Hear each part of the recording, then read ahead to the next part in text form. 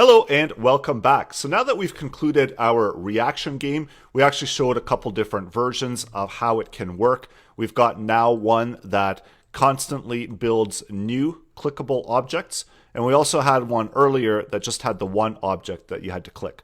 So these ones disappear after 1 second, so you have to be relatively fairly quick to click them, and if you go over 1 second, then they're already going to disappear.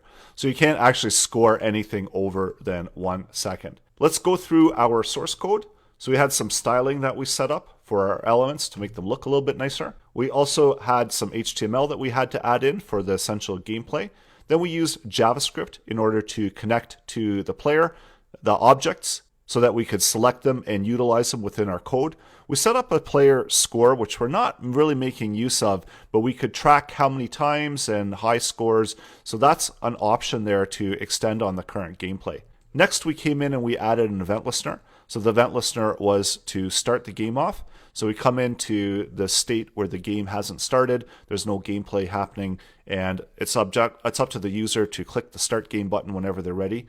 So the start game, and then it launches the creation of the element that has to be clicked, and that is done within the make item function. So that was really where the core gameplay comes into place.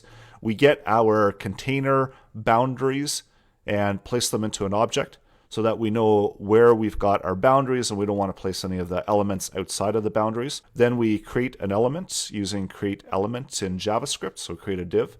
Setting all of the styling, so there's a ton of styling that we set, and all using JavaScript and also some math random in order to randomize some of these values. Then we had some objects that we were adding in, some values that we were adding in order to help improve our gameplay.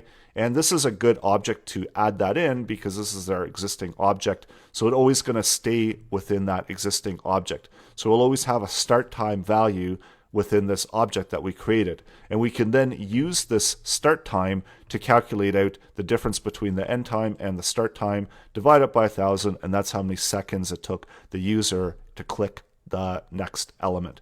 We output a score for the user to see how they scored. Then we clear the timeout interval. And so this was essential because if we're removing the element and we've got a timeout and then it goes to try to remove the element, it's going to throw an error as we saw. So that's where we've got the clear timeout. And then over here, we're setting the timeout in a variable called div timer. So that's where we get that one that we can also clear out. And then these two do the same. So they make a new element under make item, and it also clears that div from the existing one. I'm going to just change the order of it. Even though it is working, it's always better to remove the element and then go initiate the function to create a new one. So I'm going to do the same for over here where we're going to remove the element. Actually, this one was right. So we remove the element and then make a new one. And then lastly, we're appending the element that we just created into the container object. And even though these are going to be different instances, so every time we create a new one, it's creating a new div and it's applying all these properties to that new one. So they're not really going to interfere, but again, good idea to to clear that up and keep the order in place. So thanks again for taking this section, and I hope you've enjoyed it. I'm also always happy to answer and clarify any content questions that you might have in regards to the content that we've covered in this section. Please feel free to connect with me anytime. And I also want to remind you that the source code has been included, so you can try it out for yourself and build your own version of the game.